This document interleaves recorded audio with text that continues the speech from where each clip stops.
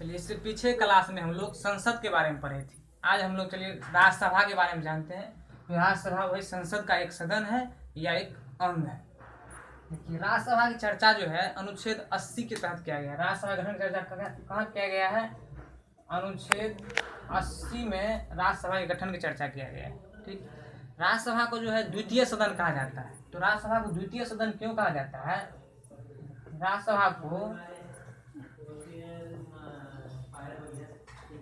को द्वितीय सदन कहा जाता है। तो द्वितीय सदन क्यों कहा जाता है? तो राज्यसभा को द्वितीय सदन इसलिए कहा जाता है क्योंकि उसमें मंत्री परिषद नहीं बैठते हैं। राज्यसभा में मंत्री परिषद नहीं बैठते हैं और उसके बहुमत के आधार पर जो होता है सरकार की गठन नहीं होती है। राज्यसभा के बहुमत के आधार पर सरकार की गठन नहीं होती है, इसीलिए इसे द्वितीय सदन कहा जाता है। देखिए, अब इसके बारे में सदस्य के बारे में जानते हैं। तो राज्यसभा की अधिकतम सीट 250 हो सकती है। राज्यसभा की अधिकतम सीट 250 हो सकती है, लेकिन अभी वर्तमान में 245 है। 5 जो है पोप के लिए छोड़ दिया गया है। पाक ऑक्युपाई कश्मीर पाक के अधीन में है, उसके लिए 5 सीट छोड़ दिया गया है। 245 पर अभी निर्वाचित होता है। 245 में से 12 सीट पर राष्ट्रपति जो है अनुच्छेद 80 के क के तहत साहित्य, कला, विज्ञान, समाज सेवी के जो अच्छे जानकार होते हैं, राष्ट्रपति उसे नियुक्त कर देते हैं, नॉमिनेट कर देते हैं। किस चीज के आधार पर? वह साहित्य, विज्ञान, कला और समाज सेवी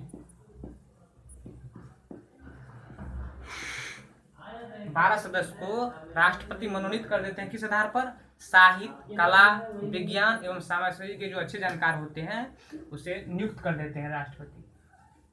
और जो बच गया इधर 233, इस पर क्या होता है? इस पर निर्वाचन होता है। इस पर निर्वाचन किस तरह से होता है? तो राज्यसभा के सदस्य का जो निर्वाचन होता है वो अप्रत्यक्ष रूप से होता है। जनता उसको प्रत्यक्ष रूप से मत नहीं देती है। देखिए, इसका प्रत्यक्ष रूप से कैसे होता है? इसमें अनुच्छेद 80 के घ में इसका चर्चा किया गया है। अनुच्छेद 80 के घ में इसका चर्चा किया गया है। कहा गया है कि राज्यसभा का सदस्य का निर्वाचन में जो है विधानसभा के सभी निर्वाचित सदस्य भाग लेंगे। देखिए, तो विधानसभा के निर्वाचित सदस्य जो है उसको मत कौन देता है? तो उसको सीधा तौर पर जनता चुनता है। जनता प्रत्यक्ष रूप से अपना मत किसको देती है? विधानसभा के सदस्य को देती है। लेकिन विधानसभा का सदस्य अपना मत किसको देता है? राज्यसभा के सदस्य को देता है। इसीलिए उसे प्रत्यक्ष रूप से मतदान कहा जाता है। उसका जो निर्वाचन होता है वो अप्रत्यक्ष रूप से होता है। ठीक, देखिए, ये हम लोग क्या जान गए? उसके निर्वाचन के बारे में जान गए। और देखिए, उसका कार्यकाल जानते हैं। उसका कार्यकाल क्या होता है?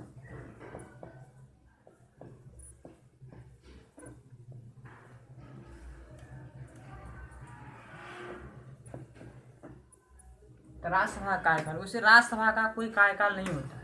यह एक अस्थायी सदन है, यह कभी विघटित ही नहीं होता है। इसीलिए राज्यसभा को अस्थायी सदन कहा जाता है। अगर राज्यसभा का कार्यकाल पूछा जाए तो राज्यसभा का कोई कार्यकाल नहीं होता है। राज्यसभा एक अस्थायी सदन होता है। हाँ, राज्यसभा के सदस्य का कार्यकाल जो है वह 6 वर्ष का होता है। कितने वर्ष का होता है? राज्यसभा के सदस्य के कार्यकाल 6 वर्ष के होते हैं। कितने होते हैं? 6 वर्ष का होता है।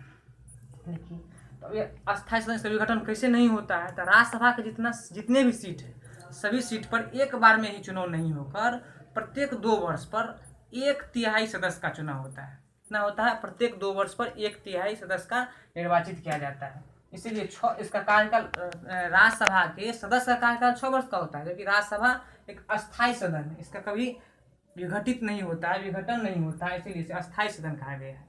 और इसका सभी सीट पर एक बार में ही चुनाव नहीं होकर प्रत्येक 2 वर्ष पर 1/3 सदस्य का निर्वाचित किया जाता है। ये निर्वाचन के बारे में हम लोग जाने।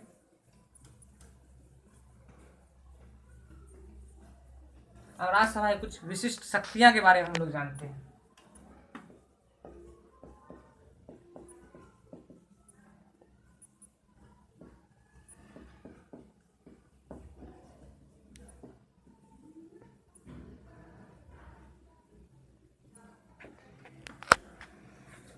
चलिए, विशिष्ट शक्तियां के बारे में जानते हैं।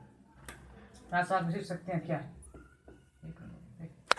सबसे पहला राज्यसभा की शक्तियां तो यह है, देखिए, उपराष्ट्रपति, भारत के उपराष्ट्रपति या राज्यसभा के सभापति, जब कोई हटाने का प्रस्ताव लाया जाता है तो सबसे पहले राज्यसभा से लाया जाता है।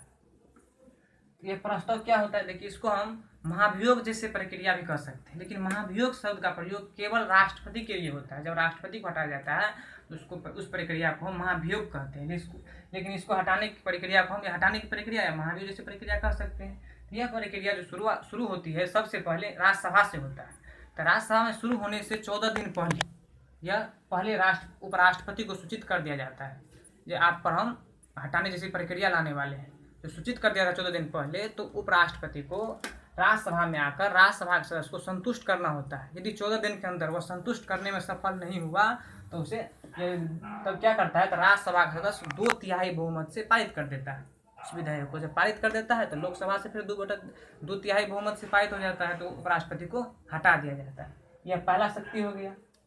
दूसरा शक्ति क्या है, पहला शक्ति तो था उपराष्ट्रपति को हटाने का,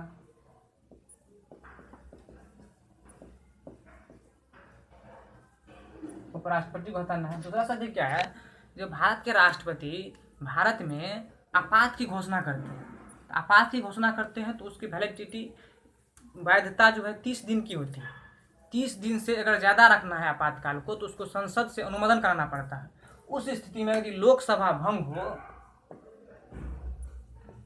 उस दिन में लोकसभा भंग हो तब राज्यसभा ही क्या करता है, आपातकाल को अनुमोदन करता है। स्वयं राज्यसभा ही आपातकाल को अनुमोदन करता है,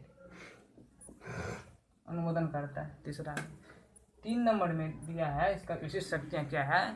तो सबसे पहले राज्यसभा का ये सबसे 249 में अनुच्छेद 249 के तहत एक बहुत ही अच्छे शक्तियाँ दिया गया है।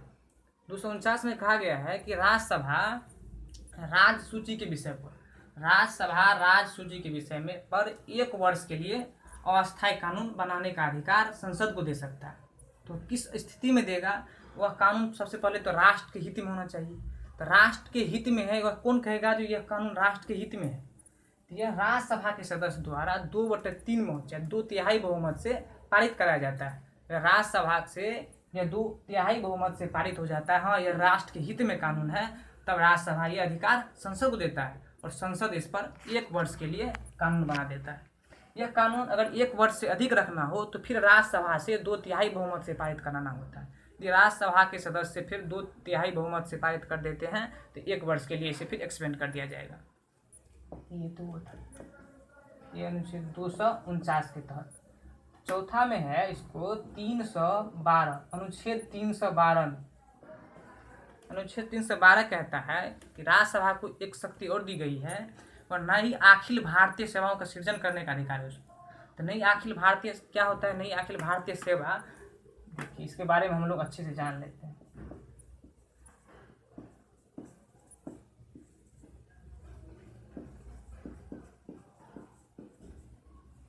नई अखिल भारतीय सेवा, नई अखिल भारतीय सेवा क्या होता है, इसका पद सृजन करने का अधिकार अनुच्छेद 312 के तहत राज्यसभा को दिया गया है।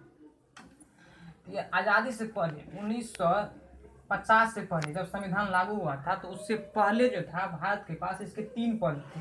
कौन सब थे, एक था ICS, एक था IPS और एक था IMS,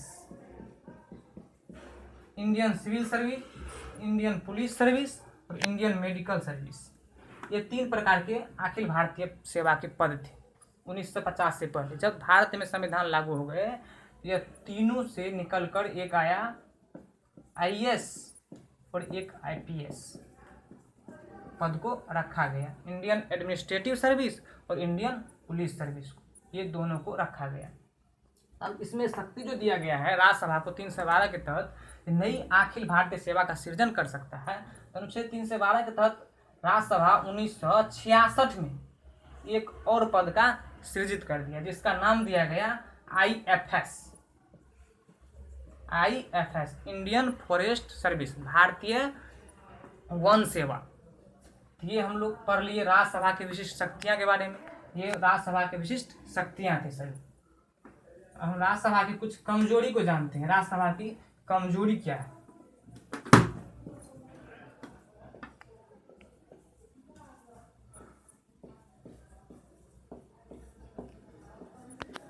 देखिए राज्यसभा की कमजोरी के बारे में हम लोग जानते हैं। राज्यसभा की कमजोरी क्या है? राज्यसभा की पहला कमजोरी है कोई भी धन विधेयक, कोई भी धन या वित्त विधेयक, कोई धन या वित्त विधेयक पर जो चर्चा होती है, जो पारित किया जाता है, तो धन विधेयक या वित्त विधेयक पर सबसे पहले वो लोकसभा से पारित होता है। लोकसभा से पारित होने के बाद वह राज्यसभा में जाता है। राज्यसभा को 14 दिन के अंदर इसको पारित करना होता है। अगर राज्यसभा 14 दिन के अंदर इसे पारित नहीं करता है तो उस विधेयक को उसी अवस्था में पारित मान लिया जाता है। तो धन विधेयक का वित्त विधेयक क्या है इसके बारे में हम आगे पढ़ेंगे, लेकिन थोड़ा जान लीजिए। धन विधेयक का वित्त विधेयक, जितने भी विधेयक होते हैं ना जो पैसा से रिलेटेड है, कोई भी पैसा से, वित्त खर्चा से या आमदनी से, तो उसे हम धन विधेयक या वित्त विधेयक कहते हैं। इस तरह की कोई भी विधेयक है तो उस पर राज्यसभा को कोई शक्ति नहीं दिया गया है। राज्यसभा को 14 दिन के अंदर उसको पारित करना होता है। यदि पारित नहीं करेगा तो 14 दिन के बाद वह खुद पारित मान लिया जाता है। दूसरा नंबर मंत्रिपरिषद के बारे में।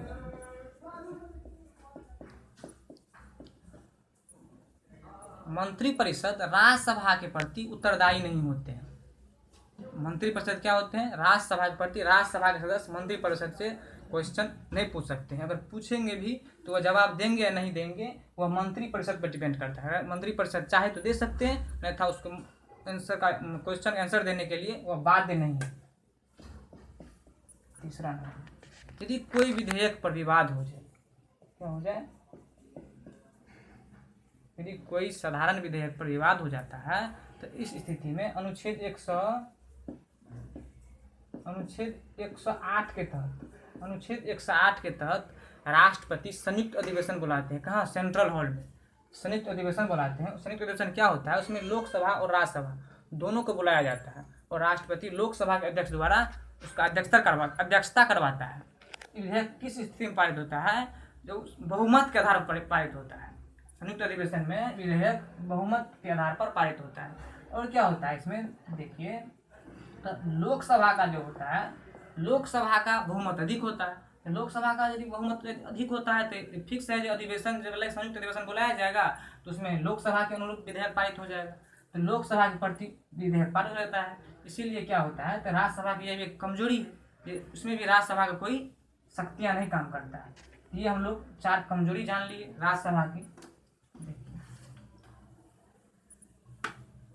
राज्यसभा के सदस्य बनने के लिए संविधान में कुछ योग्यताएं, अहर्ताएं दी गई है, और क्या है उसके बारे में हम लोग जानते हैं।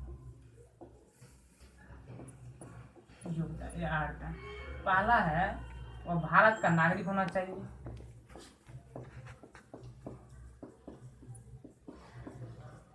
भारत का नागरिक हो। दूसरा क्या है, वह पागल या दिवालिया न हो। पागल या दिवालिया न हो।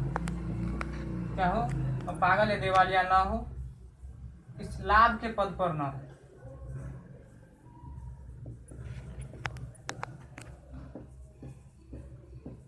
पद पर न हो, कम से कम 30 वर्ष की आयु पूरा कर लिया हो। देखिए ये इसकी योग्यता है। सबसे पहले तो भारत के नागरिक हो, वह पागल या दिवालिया नहीं हो। पागल हो उसको जो माइंड डिस्टर्ब होता है जिसका, उसे पागल कहा जाता है। दिवालिया है कोई भी व्यक्ति अपना संपत्ति से अधिक, वो अपने संपत्ति से अधिक या अपने क्षमता से अधिक कर्ज ले लेता है तो उसे दिवालिया घोषित कर दिया जाता है। अब लाभ का पद है तो लाभ का पद किसे कहा जाता है? कोई सेंट्रल गवर्नमेंट या स्टेट गवर्नमेंट का यदि जॉब करता हो तो उसे लाभ का पद माना जाता है। यदि कोई सांसद, विधायक, मंत्री, सरकार में कोई भी अन्य सदस्य हो तो उसको क्या कहा जाता है? लाभ के पद पर नहीं कहा जाता है, उसे क्या कहा जाता है? जनता का सेवक कहा जाता है। और वह कम से कम 30 वर्ष की आयु पर पूरा कर लिया हो। यही हमारा क्या है? राज्यसभा की योग्यता है। हम राज्यसभा के कुछ पदाधिकारी के बारे में चर्चा करते हैं। राज्यसभा के प्रमुख 2 पदाधिकारी होते हैं। एक तो होता है सभापति, दूसरा होता है उपसभापति।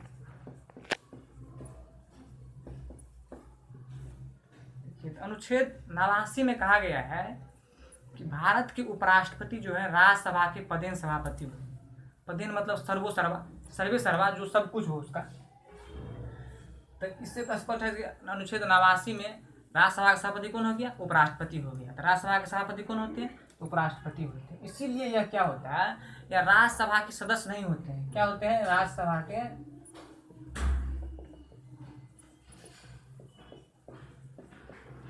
के सदस्य नहीं होते। राज्यसभा एक ऐसा सदन है जिसके सभापति उसी सदन का सदस्य नहीं होते हैं। उपसभापति की नियुक्ति कैसे करते हैं, तो उपसभापति की राज्यसभा अपने बीच से ही एक सदस्य का नियुक्ति क्या कर लेते हैं, उपसभापति के रूप में कर लेते हैं। चलिए आज हम राज्यसभा के बारे में ये पढ़ ली। राज्यसभा के बारे में एक और जान लेते हैं। राज्यसभा की पहली बैठक जो था वह 1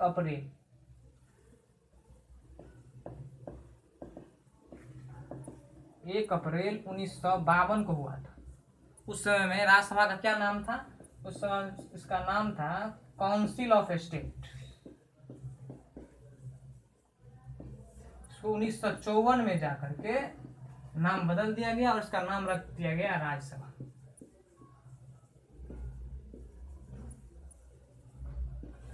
ये पूरे राज्यसभा को हम लोग पढ़ लिए। अब इससे आगे क्लास में लोकसभा के बारे में जानेंगे। जय हिंद, जय भारत।